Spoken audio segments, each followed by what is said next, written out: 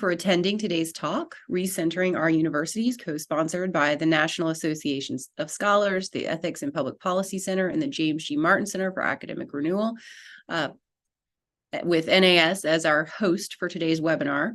I'm Jenna Robinson, president of the Martin Center. Thank you to our viewers and donors to all of our organizations for making events like this possible.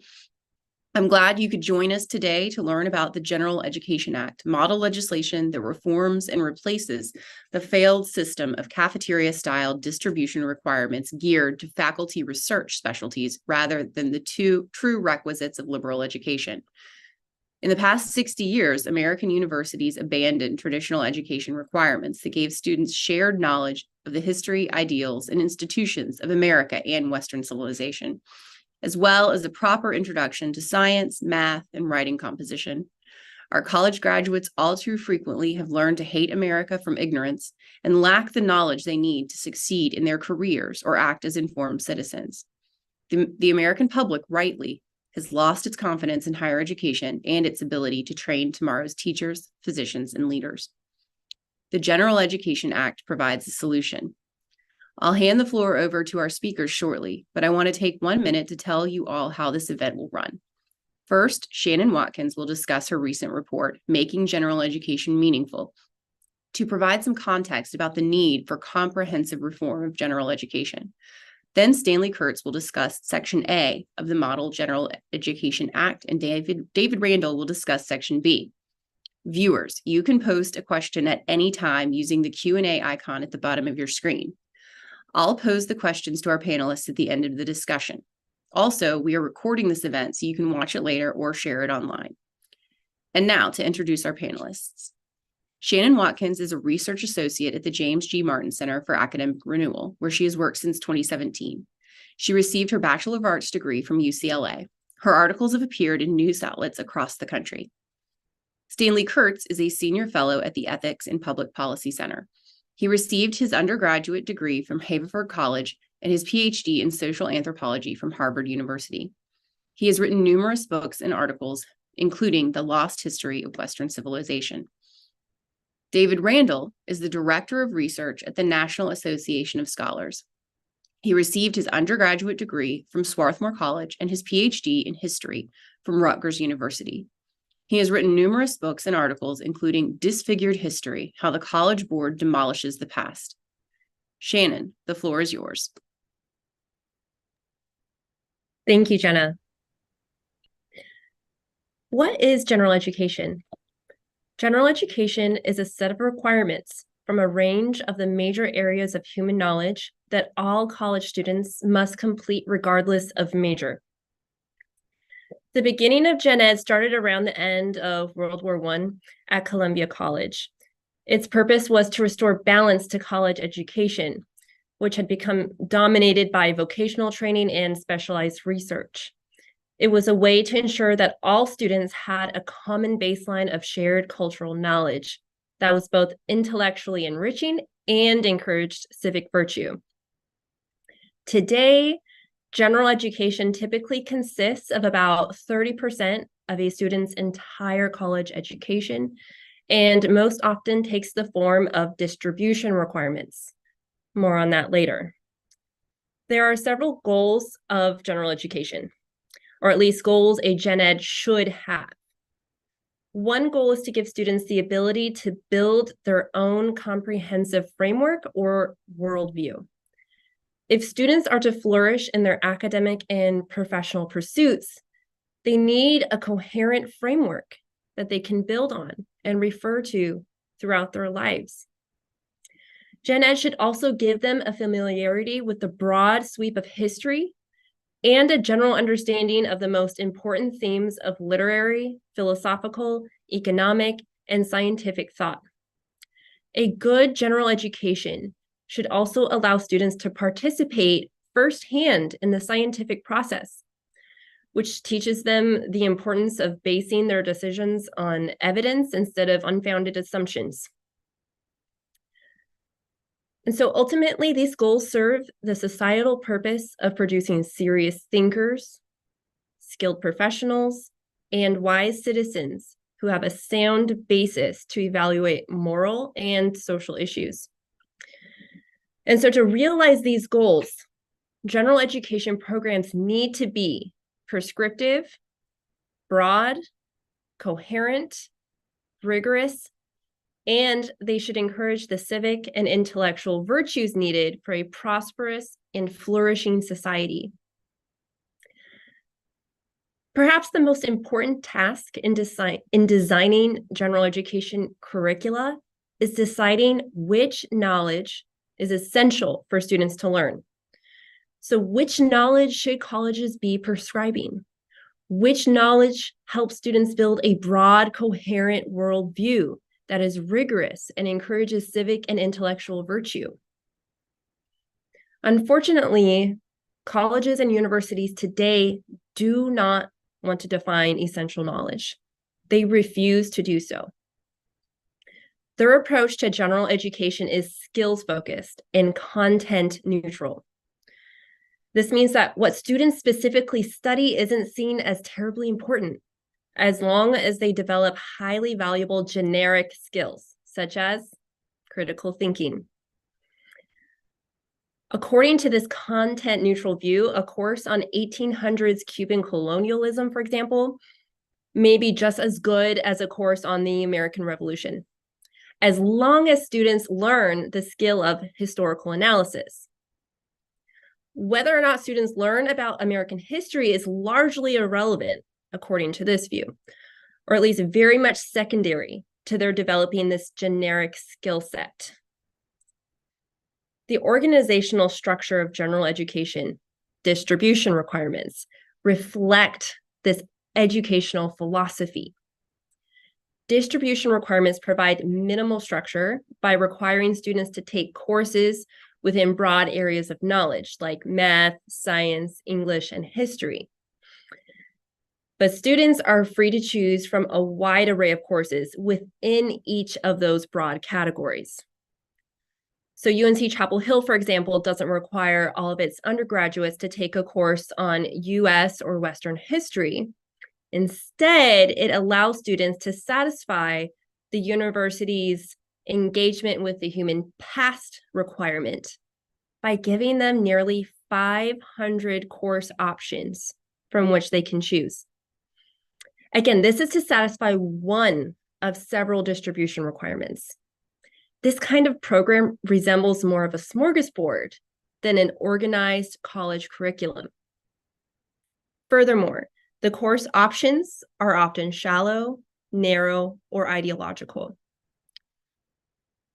At the University of Illinois Urbana-Champaign, students can satisfy their 6-credit humanities and the arts requirement by selecting courses such as Constructing Race in America, Introduction to Fashion, Gender and Sexuality in Greco-Roman Antiquity, Zen, Intro to Popular TV and Movies, and Viking Mythology. Students might take General Chemistry 1 to satisfy their science requirement, or they might take more colorfully titled courses, such as the science of food and how it relates to you, race and environmental biology, or the science of pets and how to care for them. It's not surprising that institutions cling to this approach. Being largely agnostic on content allows them to avoid a great deal of the politics and controversy that come with articulating which knowledge is essential and which is not. While this approach makes the lives of college administrators easier, it significantly disadvantages students. It not only gives them little guidance or meaningful structure, but findings from cognitive science suggest that it also hinders the learning process itself. 2 scholars from the University of Virginia, educational theorist E.D. Hirsch and cognitive scientist Daniel Willingham, have drawn on this research and have discussed its implications at length. They both arrive at the same conclusion. Specific and coherent background knowledge plays a crucial role in students' ability to learn new information and develop reasoning skills. In other words, content matters. One study in the 19th century by psychologist Edward Thorndike sought to figure out whether or not students who took Latin were better at their other subjects compared to their peers who didn't take Latin. Thorndike's findings revealed that the students who studied Latin didn't do any better than their peers. It didn't make them generically better thinkers. Broad skills transfer didn't work. Willingham notes that in the 60s, many were enthusiastic that computer programming would teach students to be better thinkers in general. Willingham says it works a little better than teaching them Latin, but only a little.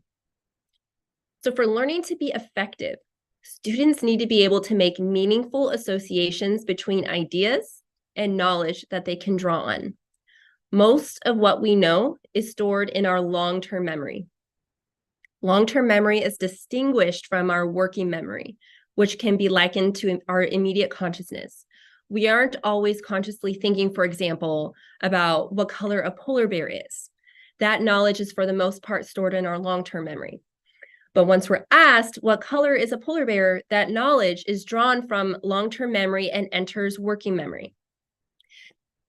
This is a basic breakdown of how thinking works. We combine information from the environment with our long-term memory, and this combining happens in working memory.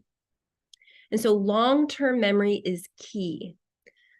Commenting on the research literature, cognitive scientist Paul Kirshner and his associates wrote in a 2006 paper that long-term memory is now viewed as the central dominant structure of human cognition. Everything we see, hear, and think about is critically dependent on and influenced by our long-term memory. They add that we are skillful in an area because our long-term memory contains huge amounts of information concerning the area. And so the more we know about a particular problem, the more related information we have stored in long-term memory, the better we will be able to reason about it and arrive at a solution.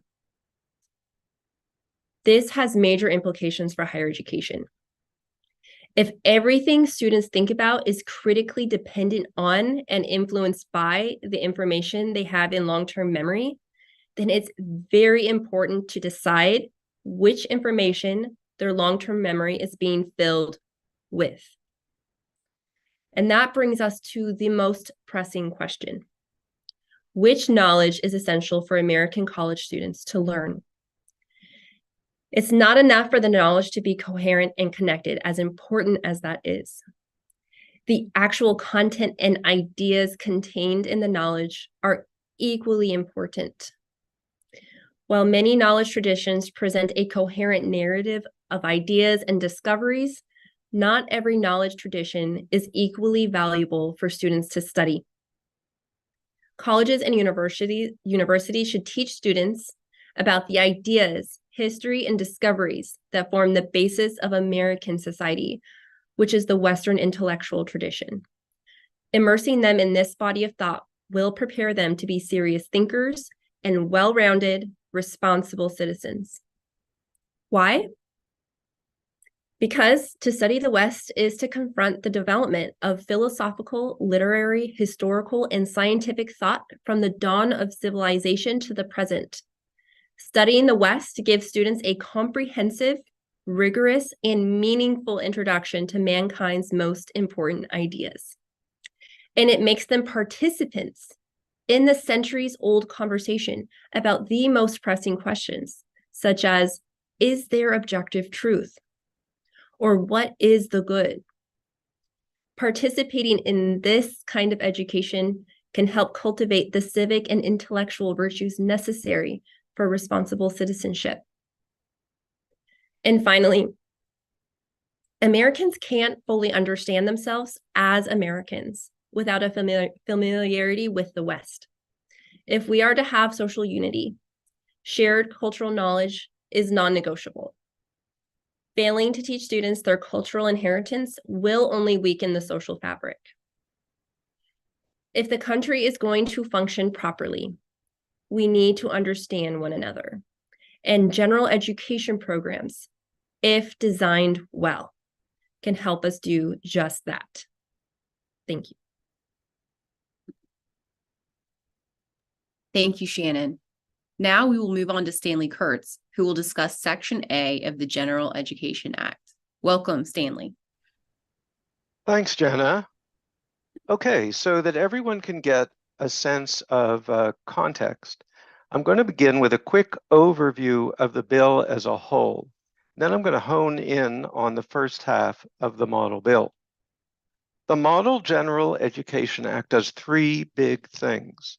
First, it establishes a robust set of course requirements that all students must take in order to graduate, while putting American history, civics, and the story of Western civilization at the center of that program.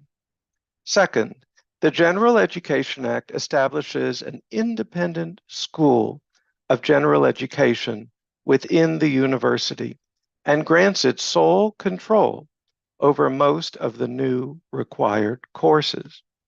The General Education Act then authorizes the new and independent dean of the School of General Education to hire large numbers of faculty members expert in and committed to traditional general education. Third, the bill instructs the University Board of Trustees to reduce existing faculty to an extent that equals the number of new hires in the School of General Education, authorizing trustees to wholly or partially discontinue existing departments and programs and to dismiss even tenured faculty if necessary. In short, this is a transformative plan. Now, David Randall is going to focus on the course requirements. So I'm going to speak now about the other two pillars of the General Education Act, the creation and staffing of the new School of General Education within the university, and the corresponding reduction of faculty in existing departments. Now, as I said, the General Education Act establishes within the university a new and independent School of General Education, and it grants exclusive control over the design and teaching of most of the newly required courses. The bill then charges the new and independent dean of the School of General Education with the hiring of a substantial new faculty to teach the new courses. So why is that? Well, there are key differences between traditional general education and teaching as done at most universities today. It's by no means a total dichotomy, but there are important differences between how you might study Plato or Augustine or Dante or John Stuart Mill in a traditional general education program, say Columbia University's core curriculum or Yale's directed studies program, and how you would study them in a conventional course. Traditional general education takes the great authors to be providing serious alternatives for our own lives and society. It probes the strengths and also the weaknesses of their perspective, and it juxtaposes the great authors to one another as if they were in a kind of dialogue across the ages. Now, historical context isn't ignored, and in fact, the history component of the General Education Act provides a good deal of contextual background for the reading of great authors. But the focus tends to be on the still living challenge provided by the classics. Now, conventional courses, on the other hand, often avoid direct assessments of the claims of older texts. The focus is on historical context, and not infrequently it's assumed that outdated authors writing in societies with values quite different from our own are not to be taken seriously in their own right. but rather to be analyzed, deconstructed, and perhaps even dismissed as exemplars of some earlier benighted era. Well, yes, this touches on the question of whether so-called dead white men have anything of relevance to teach us. But another big part of the picture is the difference between traditional general education and the tendency of contemporary coursework to focus on a given professor's specialized research. And again, while the dichotomy isn't total, broadly speaking, we're looking at two very different approaches to teaching. So that's why any university that adopts this bill needs to hire a substantial new faculty with the sort of expertise and teaching philosophy suited to traditional general education. But once you hire a large number of new faculty members, you're going to be in a financially untenable situation without dismissing an equivalent number of existing faculty.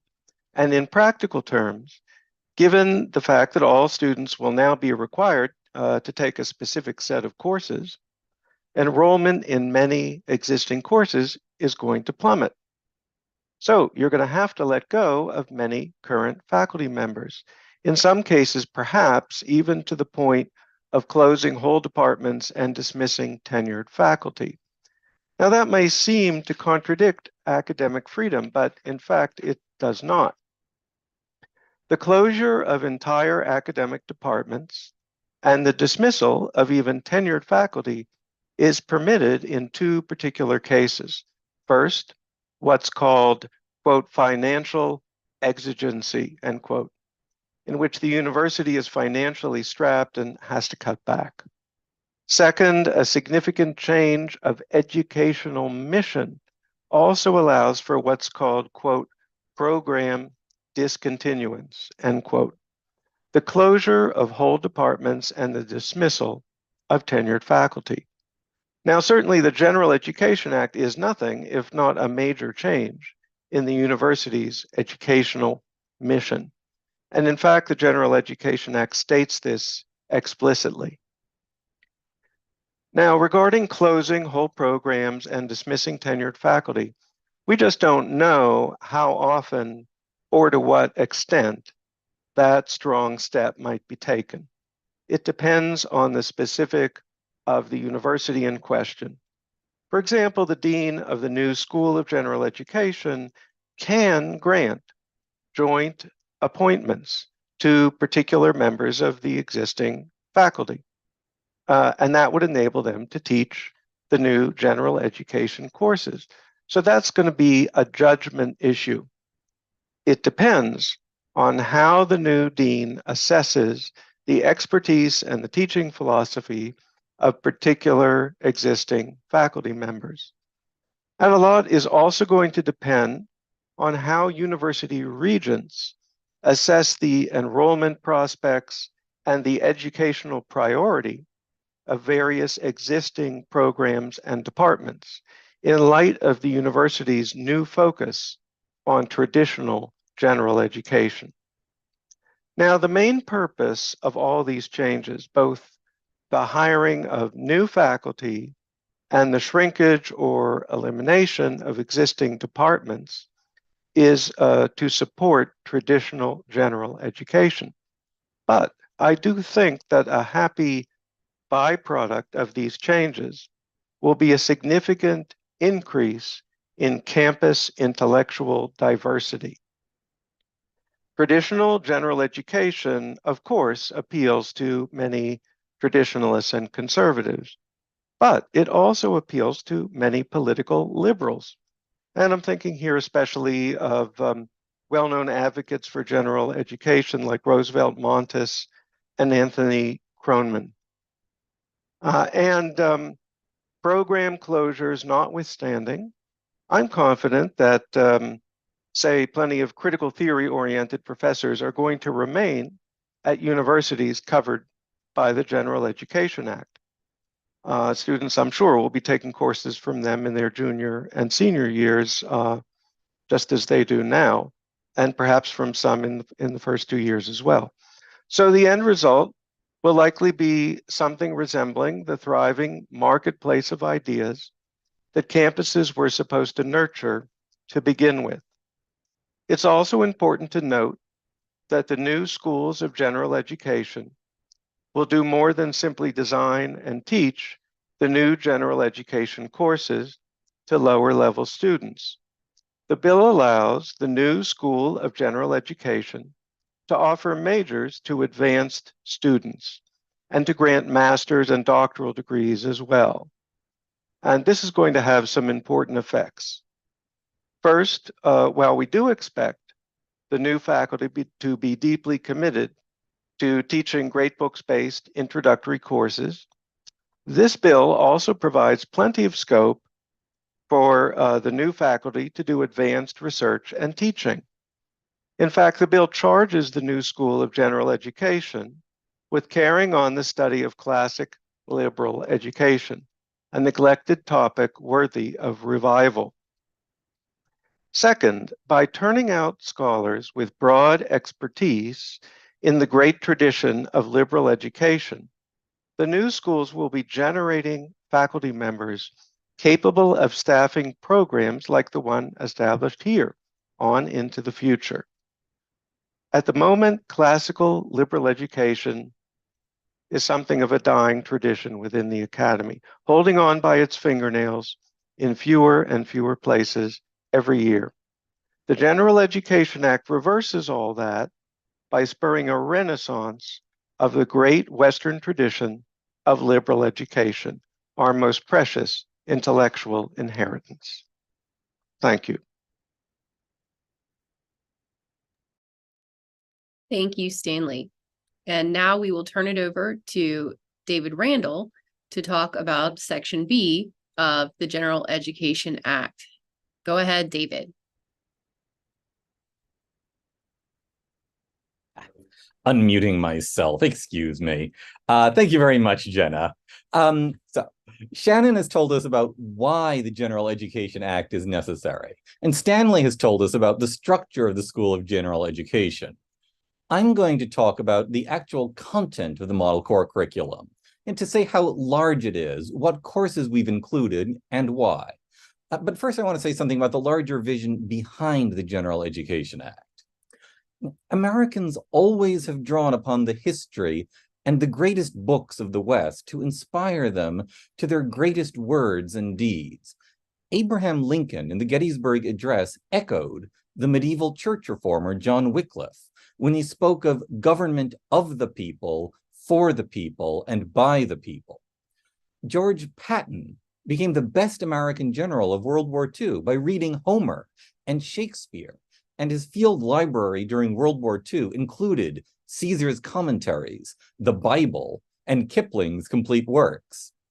Modern movies, such as 300, revived the memory of the Spartan stand at Thermopylae that preserved the freedom of the Greeks. Harry Truman summoned America to midwife the rebirth of Israel and said, "I am Cyrus," to explain what he had done. Martin Luther's words of faith, "Here I stand, I can do no other," echo in the deeds of his namesake, Martin Luther King Jr. Yet, now far too few Americans know the history and ideals of their country, rooted in the deeper history of the West. Our K-12 schools stopped teaching what used to be the common reading of American students. Our universities abandoned common civic education for a system of distribution requirements that taught college students nothing in common, much less the history of America and the West. America needs to resurrect the education system that taught us the sources of our ideals and institutions of liberty, civic virtue, and Republican self-government, and the long conversation to examine fundamental moral and philosophical questions via a study of the history and the greatest books of Western civilization. We need to revive our common civic education to educate a new generation of Lincolns and Pattons, Trumans and Kings. That's what the General Education Act aims to achieve. And what follows about the details of its core curriculum has that goal in mind. Now, our core is 42 semester credit hours in 13 courses for students who want a BA. 42 hours is about what public universities normally require for distribution requirements. Missouri even calls its core transfer curriculum the Core 42. The more politicized universities have been adding new distribution requirements in social justice ideology under one name or another, and they've got larger requirements. San Francisco State University, which has extremely politicized general education requirements, is up to 48 required credit hours. 42 credits isn't just a minimum for a good general education, it's a suggested maximum. We state explicitly that universities can't add more general education requirements, which also means they can't add an overlapping requirement in social justice ideology to apply to courses in this core curriculum. The only exception is that universities can choose to add 3 or 6 credits of foreign language requirement. That 13 course requirement is for a BA. We reduce our requirements by 3 courses for students going for a bachelor's in science. But we know that science majors often have intensive departmental requirements, so we designed the core curriculum to make sure they can do all the work for their majors geared towards specialized career paths. Associate degree students only take 8 courses. We've tailored our core for each undergraduate degree. That tells you about the size of the core. Now, I'm going to talk about what's in it. The overall goal is to provide a common civic education that includes examination of fundamental moral and philosophical questions via a study of the history and the greatest books of Western civilization and the world. All our courses aim at that goal. Above all, college students should know how to write, and they should know the basics of grammar, logic, and rhetoric that make it possible to produce correct and lucid academic writing. We include 1 dedicated course in rhetoric and English composition, and we add 2 one-credit-hour components of English composition to our courses in Western Humanities 1 and Western Humanities 2. That's a total of 5 credits dedicated to learning how to write properly. The rhetoric course grounds its instruction in classic works by figures such as Aristotle and Cicero. The great books of Western civilization include wonderful works on how to write well, and college students should have the opportunity to learn from the best. College students should know mathematics, so we've included a mathematics required course. We know that many high schools don't prepare students for Introduction to Statistics or Calculus 1, so we include pre-calculus, mathematical logic, and probability as courses that satisfy this requirement. Every student should know mathematics, but we're flexible about which mathematics course. On the other hand, we've reduced the number of courses that satisfy our laboratory science required course to Introduction to Biology, Introduction to Chemistry, and Introduction to Physics. The current distribution requirements allow too many students to take trivial or politicized science courses. Students should focus upon surveys of biology, chemistry, and physics, and learn about the basic 3 approaches to knowledge about the natural world. This also helps high schools and high school students to focus on just a few early college science courses and know they will get students ready to enter college with the science requirement under their belts.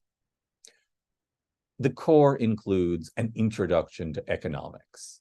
Students are going to spend a lifetime buying and selling, and they should know how the free market works, as well as what role government can and should play in the economy. An economics course also will teach students the best defenses and critiques of the free market, and enough of the nature of economics to be able to make an informed judgment of these arguments. The remaining 9 courses cover history, the humanities, economics, and culture. These are the central courses that provide a common civic education that includes examination of fundamental moral and philosophical questions, and via the study of history and the greatest books of Western civilization in the world.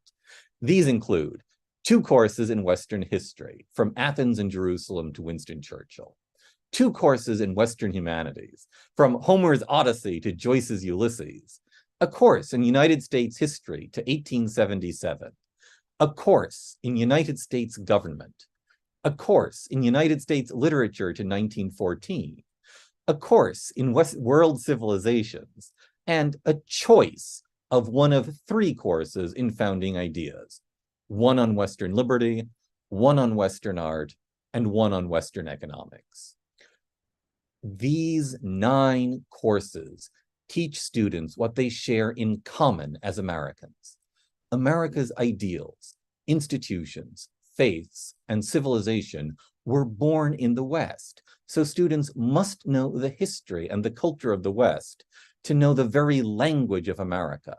Our jury out of England, our Senate that came from Rome, our democracy of Athens, our motto, "In God We Trust," from Israel. Our land bears witness in its names that America is of the West. Our Civil War battles were fought in a roll call of towns of ancient fame: Carthage and Memphis, Corinth and Philippi and Athens, Shiloh, Big Bethel, and Jerusalem Plank Road. Students need to know the West, to know the meaning of the ideas in their heads, the words in their mouths, and the very map of America. Students also should know about their own country, the history of America's settlement, its revolutionary founding, and the crucible of our Civil War.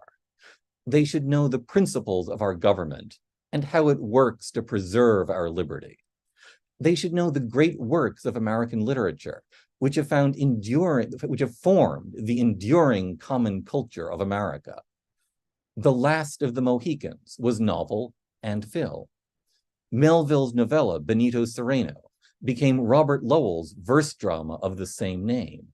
And Walt Whitman's poem, I Sing the Body Electric, inspired the concluding song in the movie Fame. American students should know America's history, its government, and its exuberant, joyful culture. And of course, American students should know something of the world as a whole.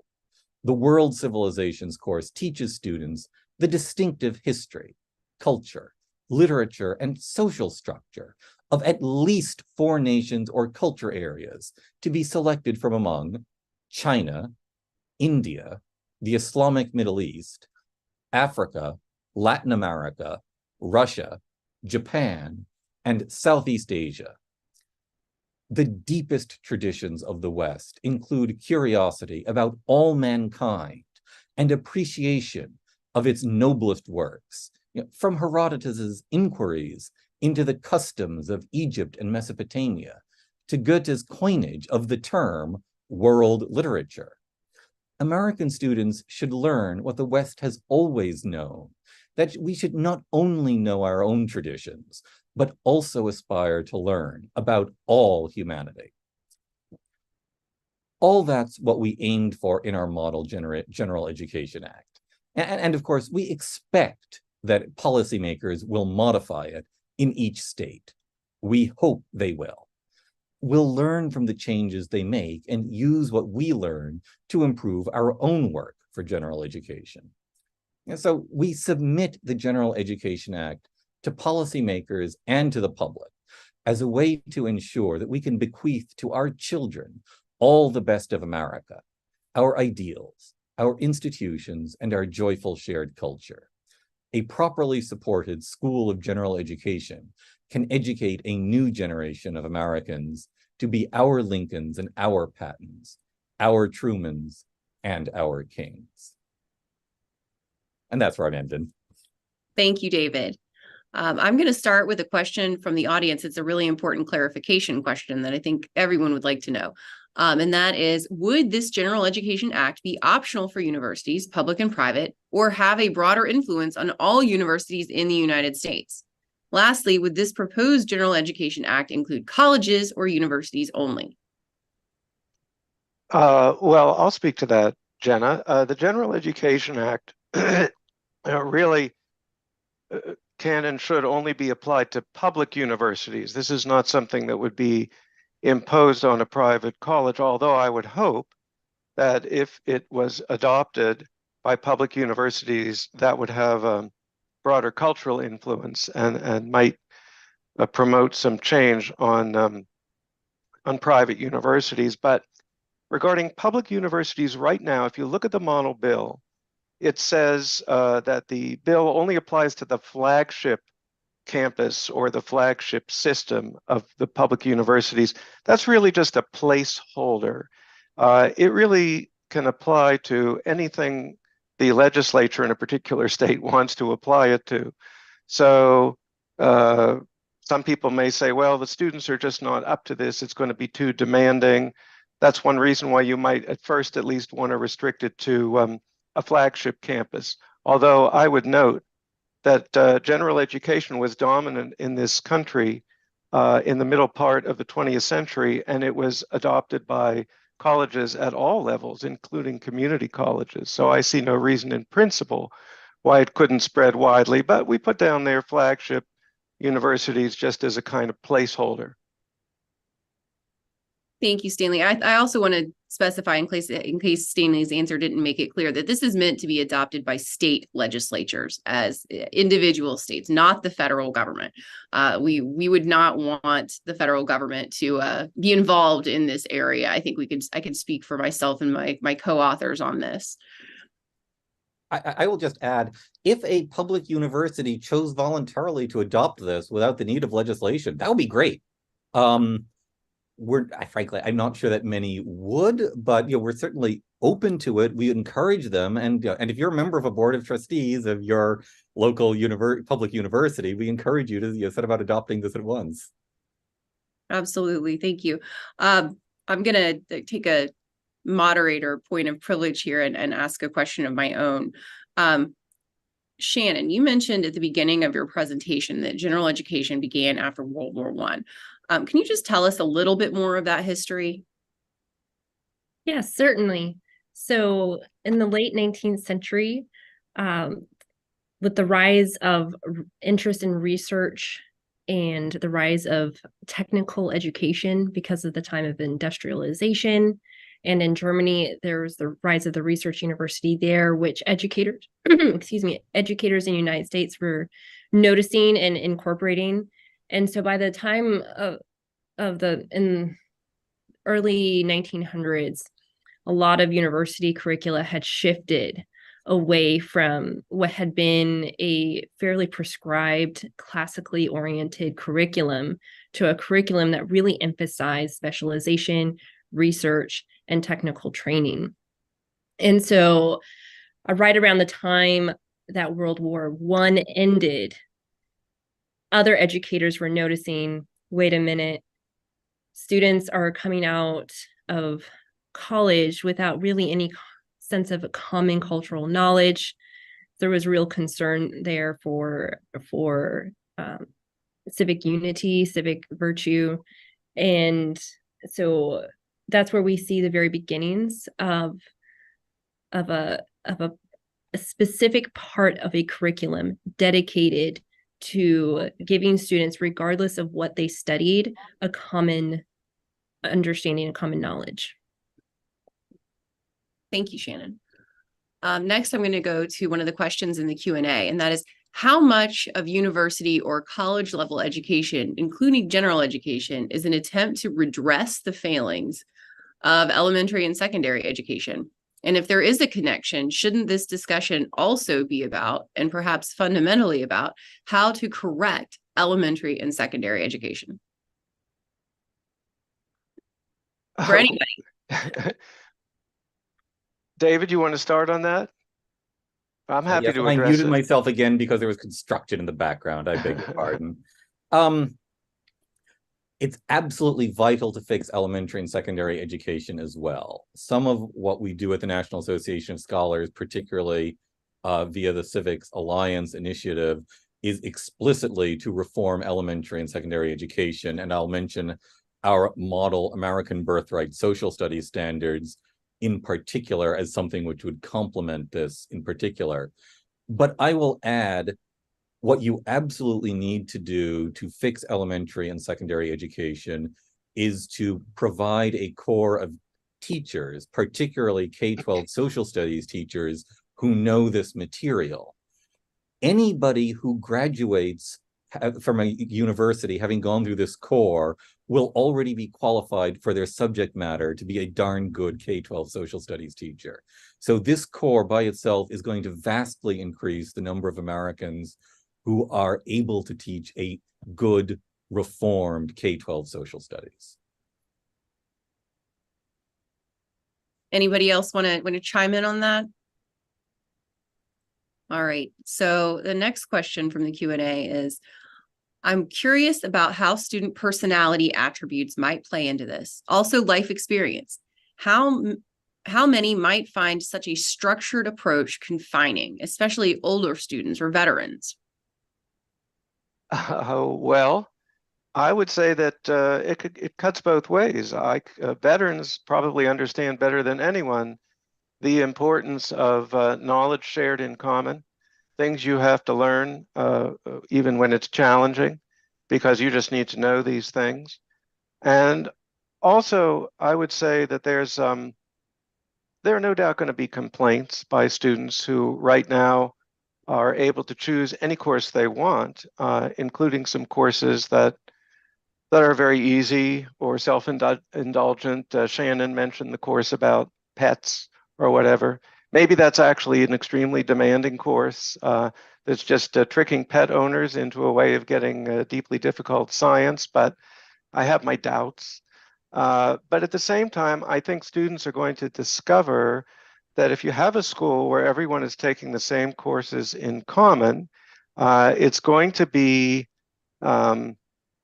exciting, because you're going to be speaking about the same courses and the same issues with everyone else you meet. It's going to create a sense of community.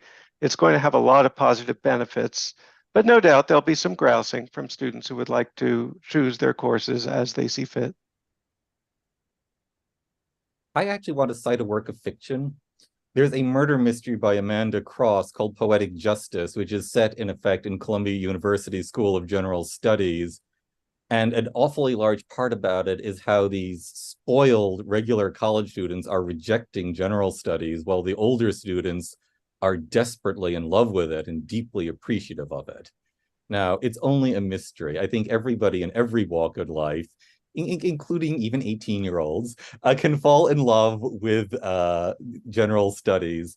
But I think, how should I put this? I don't want it to be thought that people who are returning to college are less suited to this or less likely to love it. I think any sort of student can benefit and will benefit from this, not least by finding something to deeply love. I'd add one more thing. Old people, and I especially include myself, really like great books. Okay, we consider it a process of learning that never ends, that is always enriching and enjoyable. We crave it, we thrive on it. The older, the better, so I'm not worried. All right, I've got another a comment from the Q&A, but I think one worth discussing. One person says, this sounds like fantasy. The students I encounter at my large state university generally lack the basic intellectual foundation to comprehend the classics. Well, a couple of things. First of all, I think any student is ready to handle and profit from Plato's Apology. It is a truly profound book that is utterly accessible. And as I said earlier, in the 20s and 30s and 40s, almost all American colleges, from community colleges up to the most elite college, were doing traditional general education. that said, there's an argument that standards at universities are lowered nowadays, that people don't have proper preparation. And that's why we've indicated that it's up to the legislature in the particular state in question to decide how to start, where to start, whether to focus on the flagship university, where presumably students do have a better background in general, or whether to throw the net wider. I guess I say the entire education complex is this vast interrelated machine. If you don't start reforming somewhere, you'll never start reforming. And this is a pretty good place to set up an expectation which sends a signal to the high schools, this is what you should be working to get your students ready for. In any practical thing, there's going to be, it will take, the school systems will practically take some time to get there, but setting the goal and the measure of accountability is terribly important as the way to start there. I just would like to add real quick that, I know these homeschoolers maybe as a whole different subject here, but I know a 10-year-old who's studying Plutarch. And, college students may not have the level that we might desire them to be at when they arrive on college campus, but I think there can be no doubt that they will benefit from having at least some exposure, and even if their first exposure is on a university campus. And I should say, by the way, we have this bit about rhetoric and composition. That's the basic instruction in how to write. The mathematics is the basic, instruction in mathematical reasoning. I suppose it would have been nice in a perfect world to add another course on basic scientific reasoning in addition to a laboratory science course. But, there's only so many credits in the day.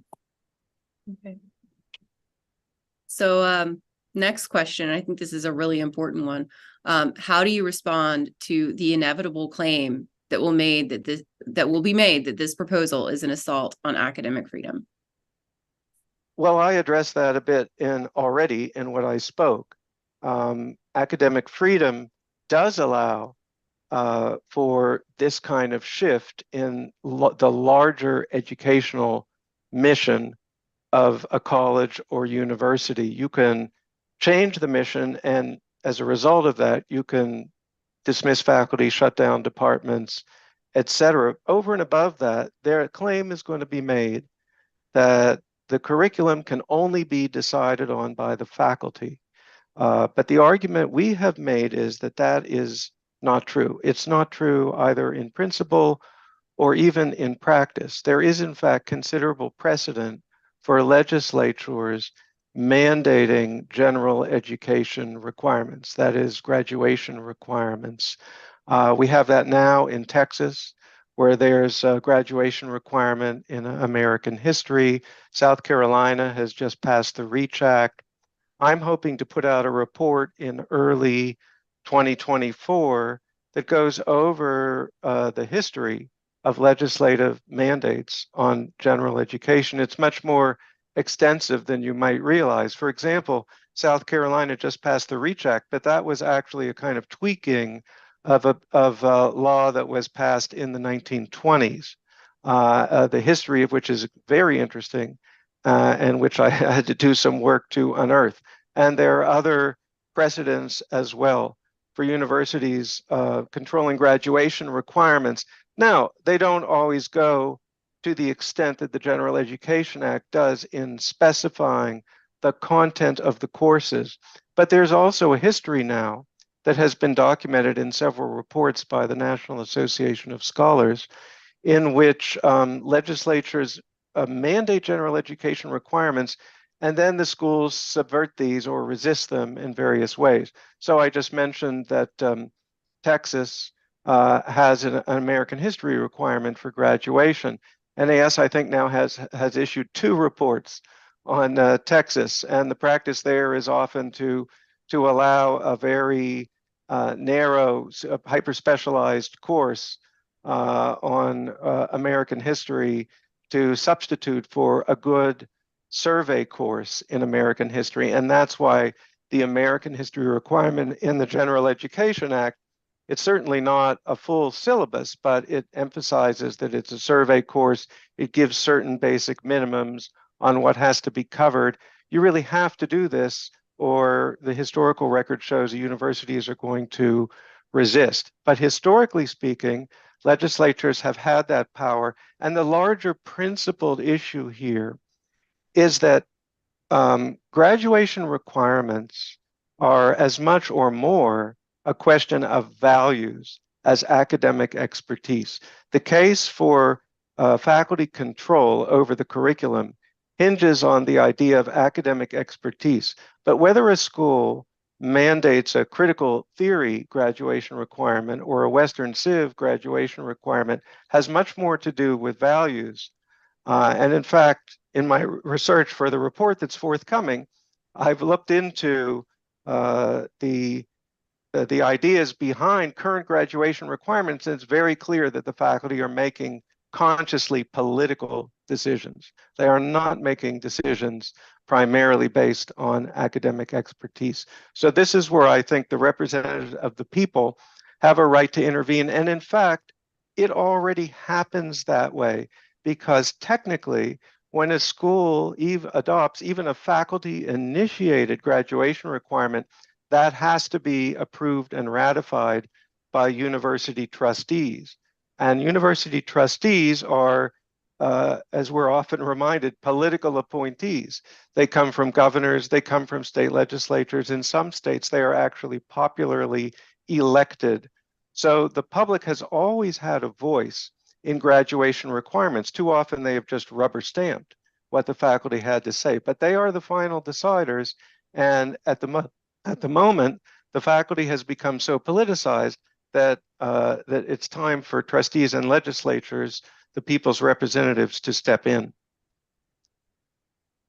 Thank you. I'm going to jump in and answer one of the questions that I see in the Q&A, and that is, will this be recorded? And the answer is yes, it will be recorded. It will be sent to everyone who has signed up, as well as shared on YouTube and on all of our websites. So there will be access to this webinar after it's finished. The next question from the Q&A is, a problem is that many accrediting agencies have been pushing social justice or DEI. How would a university that implemented the General Education Act navigate this tension with accreditation? I think there may well be a showdown over accreditation, but I don't think that's inevitable. And I say that for the following reason. This is not the kind of, this is a sweeping proposal. This is a transformative proposal. This is not the sort of thing that you sneak in, that gets passed without anyone paying attention. There's going to be a big debate in any state that takes this up. And if after substantial public debate, a state passes the General Education Act, I think an accreditor would be loath to come in and negate the decision made by the state as a whole. And again, I've just made the case that this is a decision that the public has the right to make, and has always had the right to make, and exercised implicitly, sometimes too implicitly, but nonetheless exercised its right to make. So I'm not entirely certain that accreditors will try to stop this. That said, it certainly would be consistent with what accreditors like the Southern Regional Accrediting Agency, what is that? The acronym is SOCSAC? SACS. What is it? It's SACS. That's the shortened one. SACS. SACS has been, in my opinion, and the opinion of many others, greatly overreaching in recent years, picking up the newspaper to find out whatever critics of higher education had to say, and whatever initiative that they had decided to promulgate, and all of a sudden writing a threatening letter to the universities in question that you may lose your accreditation for this. And I think they're stepping way beyond their power, which again, fundamentally, the power over the core values, mission, and strategy of public universities rests with the public and their representatives. So if there's a showdown, let there be a showdown. I believe ultimately, if the universities stick by their guns and pass this, they will win. And there may not even be a showdown. Thank you. The next question is, and this might require somebody to do a little mental math. What proportion of the courses are humanities and arts versus sciences in the General Education Act? And the question also asks about differences in undergraduate versus graduate education. May I a little? Yeah, go David. In fact, there are, of the 13 courses, 2 are math or science. One math, one science. 2 divided by 13. Somebody has a calculator. I'm not a math major. 2/13, David. Anyway, the point is, we only had 2 of them to be math and science, but that was particularly because we thought that people in the STEM, math, sciences, were going to be having intensive requirements of their own, and we didn't feel like we needed to duplicate that. This was, in effect, a minimum amount of math science knowledge needed for everybody, but perhaps concentrating, I think, more on the minimum civic knowledge, which all of us need as citizens. That's not humanities versus sciences thing. That's all citizens need to know their own history, their own culture. So, and as David touched on in his talk, it should be noted that this sets up a Bachelor of Arts and a Bachelor of Science. So science majors are purposely given somewhat more flexibility than a Bachelor of Arts majors, because often these science majors have very vocationally focused course preparation. Say if you're a computer science major, there may be certain courses you need to take in order to get into an internship with a computer company even before you graduate. That will affect your career prospects. We've given more play for that kind of thing to the science students. I will say, by the way, if you wanted to have a heavy science core, I would say have all of introduction to biology, chemistry, and physics required, add introduction to engineering, and maybe a sort of a general scientific literacy course on experimental design and whatnot. But that's perhaps a bridge too far at the current moment. So this actually brings me to a good, I think, follow-up question. One that comes from the Q&A and one of my own questions. So someone from the Q&A asks, is traditional logic part of this program? He says that it's fundamental to have it. But I wanted to roll into that. I was part of the discussions about what to include and what not to include. And I think maybe David and Stanley, you could elaborate a little bit about, the difficulty of deciding on courses and maybe why isn't logic in there, and how did we decide what we ended up with? Well, I would say, first of all, that while logic per se is not mandated, it could be included by someone who had the view that it was necessary, not as a full course, but note, and I would encourage people to look at the course descriptions. David did a great job of giving the big picture on the course requirements, but there's really no substitute for reading over the model bill to get a sense of the richness of these course requirements. But it's very important to note, when you read over the course requirements, the word such as. Many specific works are mentioned, but prefaced by such as. Which means that these are optional. There are mandated areas of coverage, such as medieval literature or Homeric epic, or covering the development of parliamentary democracy in Britain. But the specific works mentioned are not mandated. And Instead, they're given as examples. We have the areas of coverage, and we have the mandate that you have to focus on great books when possible and appropriate. That means that a course on Western civilization, when it came to the Middle Ages, and we have a focus on the 12th and 13th century, when Aristotle's logic was rediscovered and resurrected and had a profound influence on the West, you could have some excerpts from that. A teacher is perfectly free to do that. And that emphasizes actually how much flexibility there is in these course descriptions. When you read them, they'll look pretty detailed, and they are, compared to what legislatures have done in the past. But most of the specific readings are optional, and there's a lot of room for substitutes. How you teach Western Civ, other than the very broad areas that are mandated, is flexible, and there would be plenty of room for a teacher who thought logic was fundamental to shoehorn something in there about logic.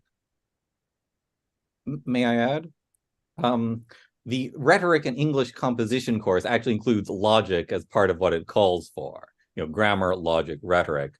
In the more mathematical sense, I would say one of the debates was, do you mention the stuff which ought to be taught in the high schools and may not be, for which a thorough grounding in logic very much qualifies?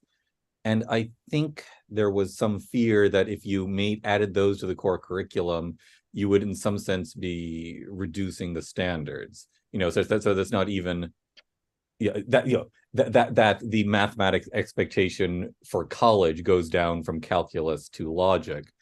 And it's a difficult circle to square. I think what I would say is we very much want a good grounding in logic in the high schools, and that's probably the material for a different model bill. We did include probability as an option for the mathematics class, and I think probability courses are really kind of an applied logic type of course. And so I think that there are, as you mentioned, David, there are many places in the curriculum where students will receive some instruction in logic, but not one single, formal logic course. Okay, another question from the Q&A. Please describe the type of students, racial, ethno, sociocultural, and economic background that the proposed curriculum would serve. Every single type of student. Americans. Shannon, I know you've read Roosevelt Montas's work on that. Can you maybe summarize a little bit what Montas has said about how great books or general education can serve diverse students? I'm sorry, I'm putting you on the spot here. Yeah, no, certainly. I have read much of what Montas has said on this, and he for one addresses the contention that this isn't diverse, and he counters that with saying, well, look, Western civilization and the Western intellectual tradition encompasses so many different different traditions of thought. Like, it's not a monolith. The Great Conversation, if you will, has there's much disagreement contained within the canon itself. And so participating in the conversation, reading these works, really allows you to contemplate very, very different ideas and compare and contrast this disagreement.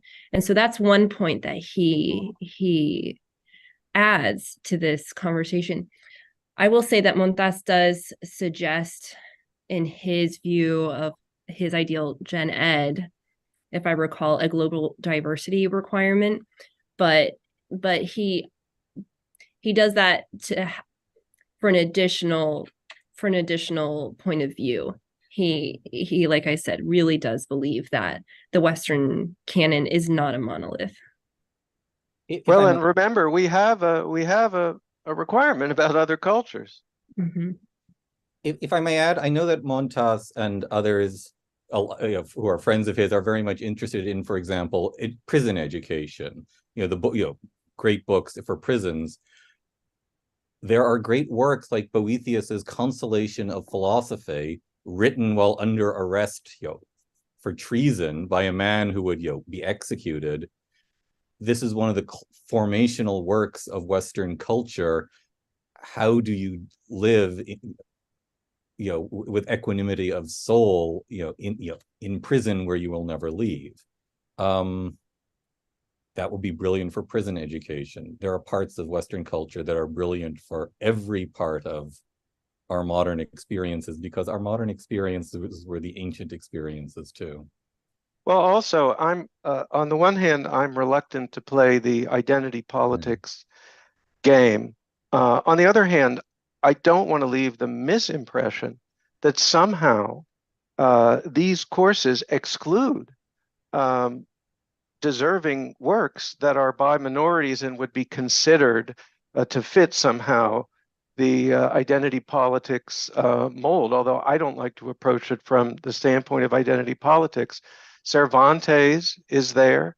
Jane Austen is there. We talk about in the American literature course the importance of memoir. Narrative of the Life of a Slave by Frederick Douglass, I think, would be the obvious choice there. So it's not as though you can't teach works that aren't by dead white men in this curriculum. To some degree, you have to teach works that aren't just by dead white men, because they're great works and critically important works, not because of identity politics. Thank you. Another one from the Q&A. What are the panelists' thoughts on students getting advanced placement credit for much of their gen ed requirements? Does the bill allow AP credit from high school? I have not seen using high school AP credit as a positive substitute. That's for David, I think. Yeah, okay. This is a complicated thing, and there are good arguments both for and against early college credit. I actually tend to be in favor of it, although it requires, among other things, proper preparation of the teachers, particularly in high school, so that they can teach dual credit courses. I think the important thing to say is that there is a vast early college credit systems, spreading through, I think, a good majority of the states now. The question is, how is it going to be shaped? The effect of this would be to shift the courses taken for early college credit to inevitably to include this. And I must say, there's going to be a lot of students who just think of these as things to get through in high school.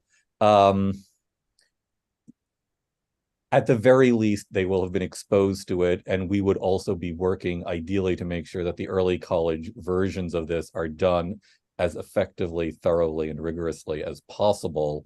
But as I say, this will be a separate campaign if and when we get here. And the question is not whether to create an early college system. The question would be how to reform the early college system we already have, which differs state by state.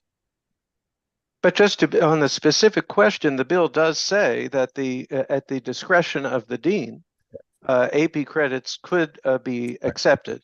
Right. Mm-hmm. Sorry, yes. Okay. Here's a question. There's a problem in higher education with grade inflation. In response, students tend to seek easy courses within their comfort zone. How would the General Education Act curriculum adapt to this? For example, could these courses be offered with a pass-fail grading option? That's interesting. Pass-fail. Hadn't thought about that one. I would say that's up to the school in question, particularly up to the dean of the new School of General Education. But I'd be reluctant to make these pass-fail. I think these courses ought to challenge students, and they will challenge students, but everyone will be subject to the same challenge. And again, it's up to the legislature of the particular state in question to direct the legislation, say maybe only toward the flagship school campus of the flagship system if they're concerned about what the students dealing with it. But also, I think that the teachers who design and teach the course are going to take into account the level and preparation of their students when designing the course, and what is demanded, and the level at which it's pitched is going to be appropriate to the college in question. So I guess I'd discourage pass-fail, but it's not forbidden by the legislation. I would add, a large number of states have laws which require transfer of credits, for equivalent courses from one public college to another. It's therefore an issue to make sure that each version of the course is of equivalent rigor. And you've got, in fact, an elaborate bureaucracy to make sure that a community college is teaching it at the same level as the flagship. If this were established beyond the flagships, I believe that the same sort of bureaucracy would therefore be established to make sure there was equivalent rigor, and it would therefore be a challenge to make sure that the standards were towards rigor equally, not against rigor equally.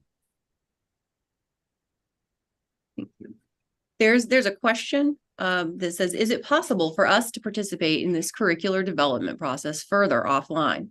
I teach mathematics and statistics, but I minored in philosophy and often incorporate intellectual history in my classes when possible. And I will go ahead and share that if anybody wants to collaborate with me on this, please send me an email.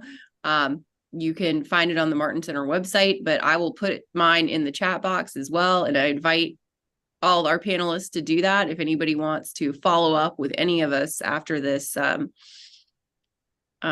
discussion.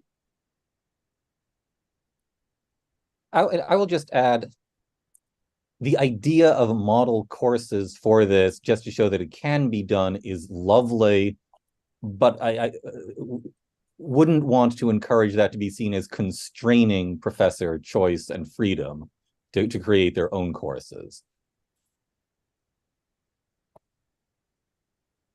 Well, and I can't remember whether that person was a high school or a college teacher. If you're a college teacher and someone passes this, apply to the new School of General Education and you can help design the courses. Mm. Okay, here, and this is a long question and it's got a follow-up. So give me just wait until I'm done doing the whole thing. Okay. Have you considered that some faculty would teach this curriculum from a biased, e.g., critical theory, that is, left-wing view of all history, seen from the viewpoint of oppression of those with power and those without? Could mandated examinations address this potential problem? Does the curriculum address this problem through the readings?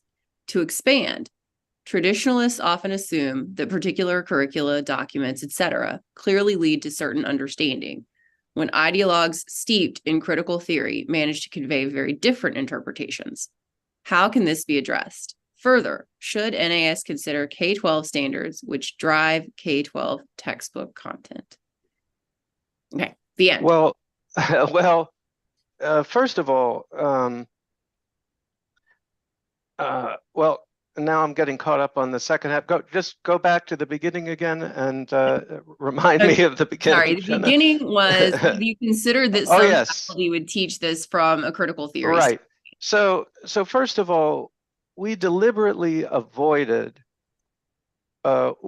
prohibiting critical theory or DEI. I don't believe it's compatible with academic freedom to prohibit professors from expressing certain viewpoints in class. Now, the bill does bar what we call action civics. It bars giving credit for extracurricular political activity. But in terms of the classroom, nothing is prohibited per se. But as I went over in some detail in my presentation, we do understand that that there are different teaching philosophies, and that traditional general education has a teaching philosophy very distinct from a typical critical theory class. And that's why it's the job of the new dean of the School of General Education to hire new faculty members who we hope and presume will be faculty who are both expert in and committed to the teaching philosophy and the principles behind traditional general education. Is he prohibited from hiring a critical theory-oriented professor? No. Is he prohibited from giving a joint appointment to an existing critical theory-loving faculty member? No, he is not.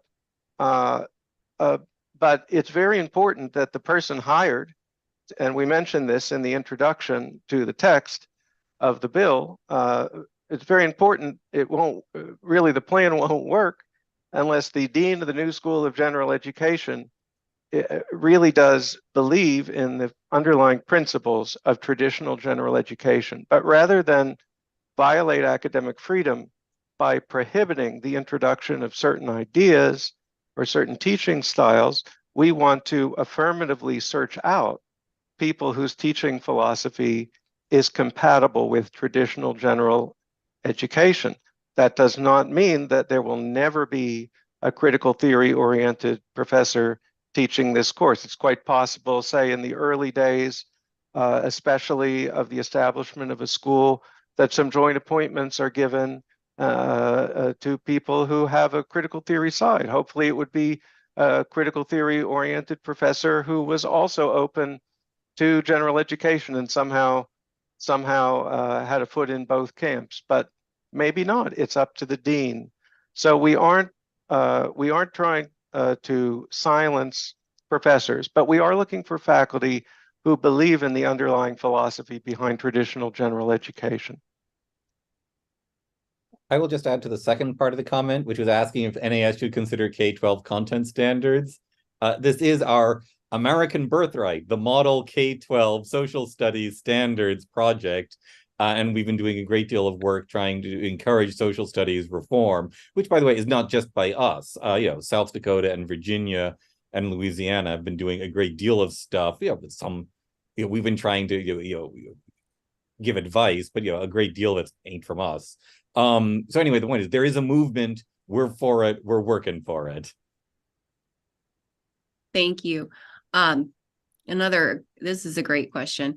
There is a trend, such as at WVU, to cut humanities in favor of STEM and business education. French, Russian, German teaching, and most Spanish and Chinese instruction have been shut down there. This seems to stem from a growing demand to justify the existence of humanities courses based on class registration. How do you see the General Education Act affecting this situation? Well, the General Education Act, if it is passed in several states, is probably the greatest thing that ever happened to the humanities.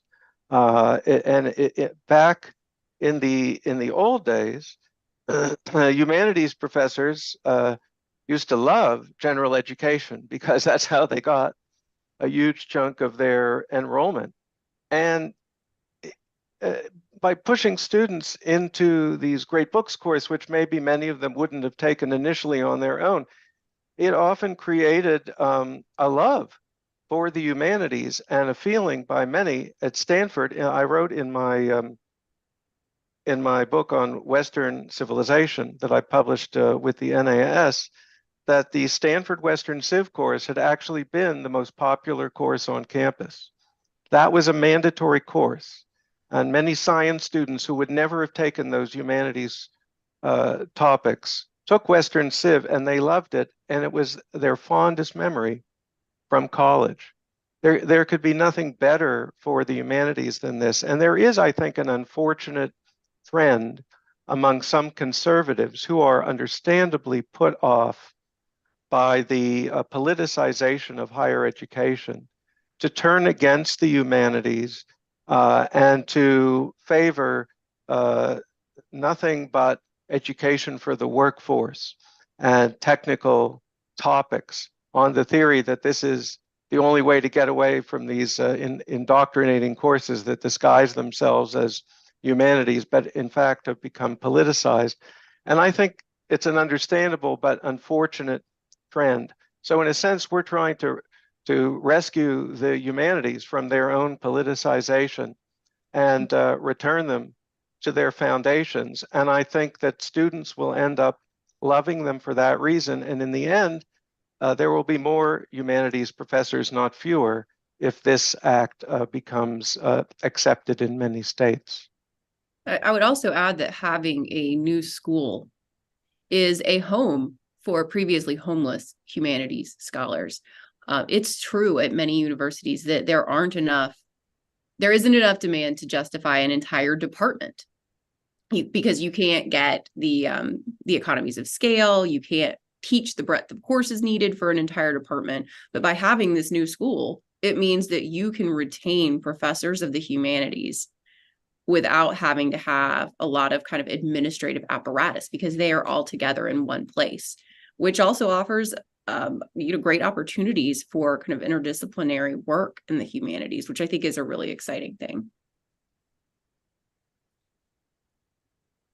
Okay, we've got a couple more, and we're running out of time, so I will try to I'll try to ask one that may be as fast. I think I heard that there would be opportunities for a bachelor's and master's degree in general education. Can you expand on this? What would the remainder of this student's courses look like? What kind of profession would this degree be useful for?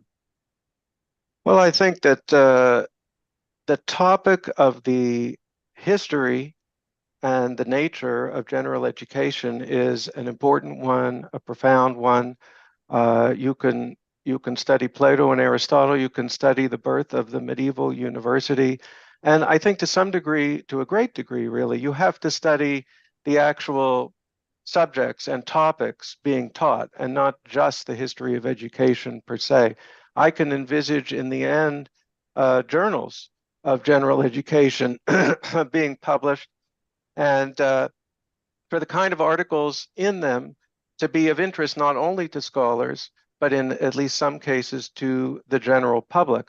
But the kind of career you can look to above all, I think, and I said this in my talk, would be to teach in a school of general education in the future. Because what I think one of the great challenges of this is if too many states adopt it, do we have enough people who are actually capable of teaching traditional general education because of the way in which they've been squeezed out of higher education? Now, when the University of Austin announced itself, this university that presents itself as an alternative to the politicized current university, they were actually inundated with upwards of 5,000 CVs from teachers at other schools. So I think if a few states adopt this, we're going to be able to staff it. But over time, and with more and more states and maybe some private colleges following suit if the thing catches fire, we're going to need people who believe in and understand traditional general education. And these master's and doctoral candidates would be the people who could teach in these sorts of programs in future years. I'd like to add my own K-12 obsession. A great many states have it so that if you get like a certificate of mastery or something, an extra number of content courses, you get a increase in pay and so on, and conceivably a track into education administration.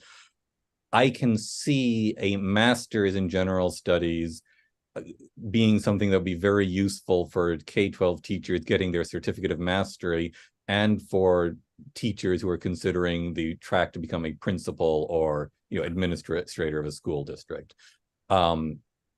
You need to, there are things you need to do to make that happen, but I think that's a very large potential job body out there. All right, thank you. So last thing, Shannon, Stanley, and David, please tell us all the websites of your organizations so that anybody who wants to follow up afterwards or find a copy of the legislation or anything else can do so. David. National Association of Scholars, www.nas.org. And Stanley. At the EPPC, and I have an email through EPPC, which is listed there, but it's skurtz@eppc.org. And Shannon. Yes, you can find us at the James G. Martin Center for Academic Renewal, www.jamesgmartin.center. All right. Thank you to all of our panelists. Thank you to the NAS for hosting the webinar. And thank you to all of our participants for your excellent questions today. I hope you will follow up with us and share this presentation online. Thank you.